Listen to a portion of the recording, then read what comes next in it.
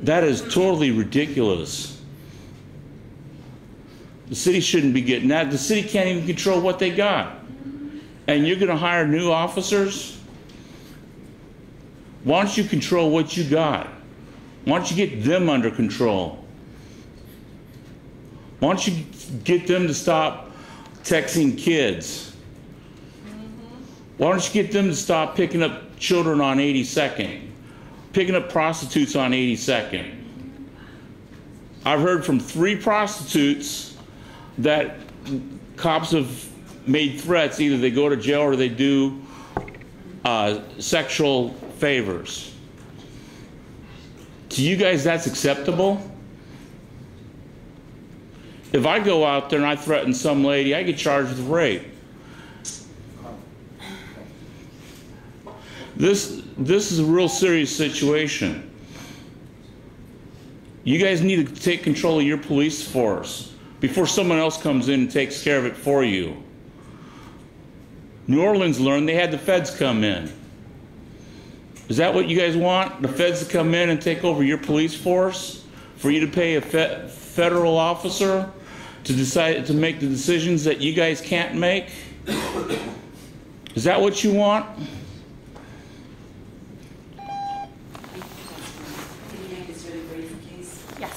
Good morning, I'm Kristen Chambers here on behalf of National Watersfield. Sorry I'm out of breath, right down here.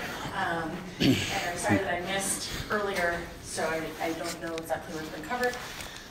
But this ordinance just came to my attention, and I think we don't have enough information about why this position is necessary. It's a lot of money, hundreds of thousands of dollars to be expending. Can I just be clear? All this does is authorize the and we haven't figured out how to fill it. So that it's just, our HR rules require that we go through this in stages. And there'll be plenty of opportunity for you to come tell us whether we should fund it or not. Okay, so that's helpful to know. Thank you, I appreciate that. And I think when we do have that opportunity, I think we would like a lot more information about why this position is necessary. We also want to know why the 3 assistant chiefs positions that currently exist don't do the job, and whether those are going to still be in place.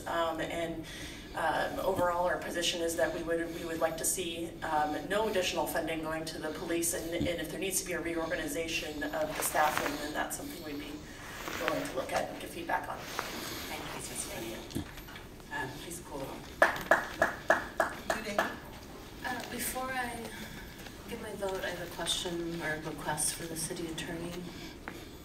Could you please explain to the people in chambers and watching at home what the rules are around council members coming and going from chambers throughout hours of our work here? So during the proceeding, if there's a quorum present and one of the members needs to leave to attend to other business, they may do so. During that time period, if the number drops below 4, then the council can't take a vote on an emergency item or consent. But as long as there are 4 or 5 members present, then the council can continue to do business. The attendance of a council member is not necessary for their participation in decision making as long as they believe that they've got sufficient information on a legislative matter or an administrative matter to make a decision. And there is one exception to that, correct?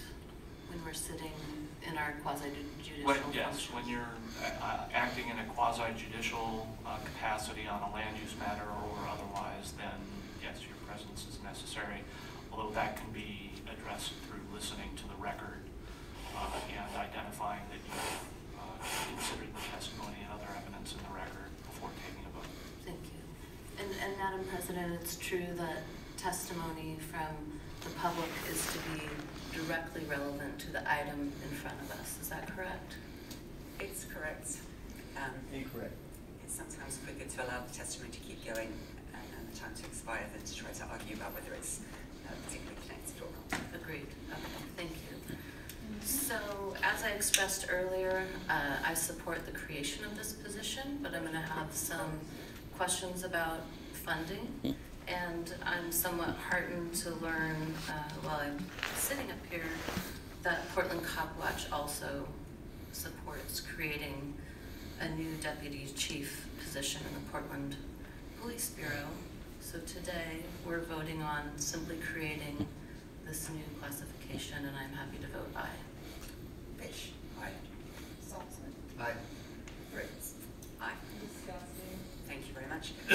Now, as previously noted, we're going to go to 11:59, so that Commissioner Fish can introduce this, and then we'll go back to the time certain again. Thank you very much for your help reorganizing things. Texting children. 11:59, authorize a grant agreement with the Portland Rose Festival Foundation in an amount not to exceed $100,000 to enhance safety and security at all Rose Festival events in 2017 and the Grand Floral Parade. Commissioner Fish. Thank you. Can I, Madam President, may I invite Jeff Curtis up? Jeff, would you like to come up and say any remarks before we take action on this? And by the way, I just want to introduce Jeff as the leader of the Rose Festival, and also as a tremendous partner of the city. It is the official festival of the city, so designated by the city council. And today we're acting on a $100,000 grant. The Rose Festival Foundation runs a spectacular event annually, plus other events over the year. They operate independent of us. This year, as a small statement of gratitude for all their great work, we're asking the council to authorize a $100,000 grant. Jeff? Thank you, Commissioner Fish, distinguished council. Pleasure to be up to speak to you on this topic. The Portland Rose Festival, and specifically the grant request that the funding that was included in Mayor Wheeler's budget, from the conversations about what's appropriate given the challenges, at the same time the benefits to the city that the Rose Festival provides. A grant fund happens periodically under special circumstances. It's been a few years since this funding was in the budget, and I'm pleased that it ended up back in this budget. It has a special purpose, specifically, and I want to thank the council in particular for thinking about the role the Rose Festival plays, but the responsibility we as a city have to ensure that our participants of Rose Festival events can come and enjoy their events safely. At the same time, the responsibility my organization takes to those extra steps in our planning cycle that requires just about every possible step taken.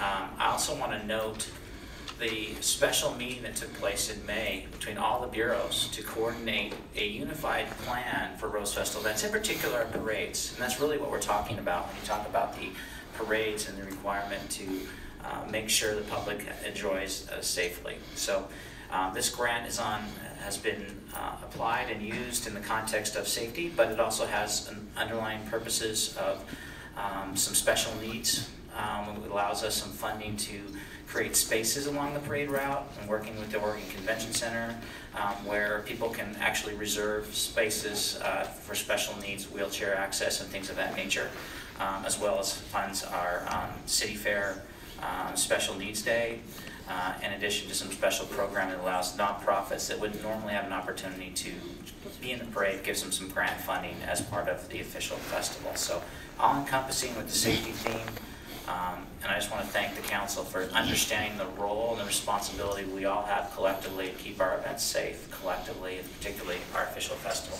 Thank you. I want to thank Jeff, Madam President. I also want to acknowledge that on the Starlight Parade this year, we invited the leadership of the 82nd Avenue of the Roses Parade to join us because their parade was canceled, and they were allowed.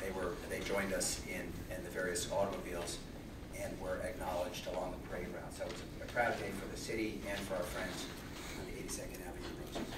Can I make one more comment?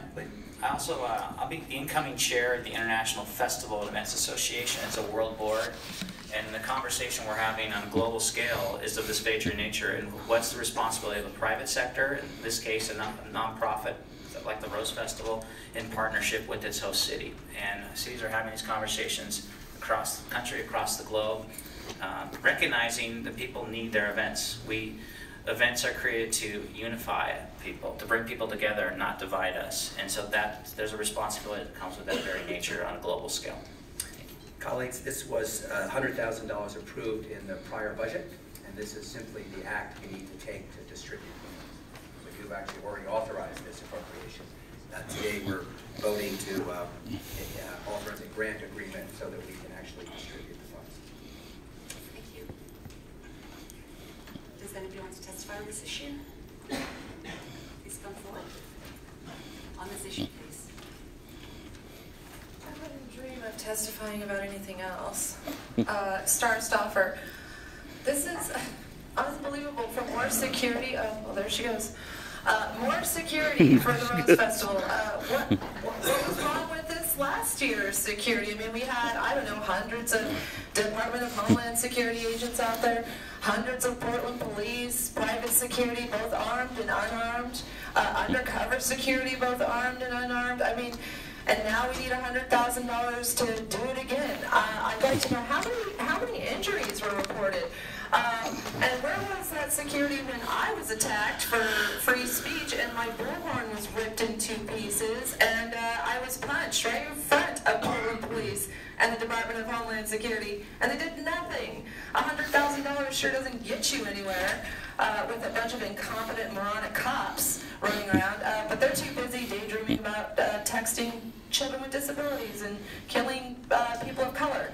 This is disgusting. We can't get a crosswalk. We can't get funding for actual affordable housing that's affordable for people who don't make $60,000 a year with a 650 credit score.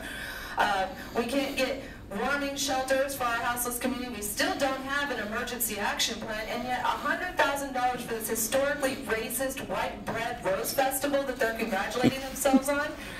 Never represented by a person of color. We don't hear them coming up here and talking about the impacts on that community, or how about the aspect of rape culture that the Rose Festival and Fleet Week bring. Let's talk about that. Let's fund. Let's do that. Let's secure an event at the cost of $100,000 of my tax dollars as a rape survivor to perpetuate this system of racism and rape culture in our community in a sanctuary city. And better yet, why don't we just hand that money right over to the cops so that they have more assets at their disposal to go around and detain and help ICE detain people in a sanctuary city. Or maybe we can get a really fancy font that says sanctuary city at the tune of $100,000, since we're in the game of wasting money and time and putting people at jeopardy. This is disgusting. But I'm not surprised that you all support it. You're white. And the majority of the people that speak about the Rose Festival are also male. So there's a lot of masculine toxicity and privileged folks who just think this is great. But if you're a person of color, somebody that's undocumented, or a woman, it's not great at all. I'm not congratulating them whatsoever. I'll be there again to protest them as usual, but it'll fall on deaf-privileged ears as usual. All the while, we'll be funding these law enforcement agencies that do nothing but terrorize communities. So congratulations, you fund terrorists. Good job. Thank you. Before you start, I'd just like to say it's 10:37. Commissioner Fish needed to leave at 10:30 for an appointment, so if you could keep it on the topic and as brief as possible, I would appreciate it. I had to stay on topic. That's very odd. Right.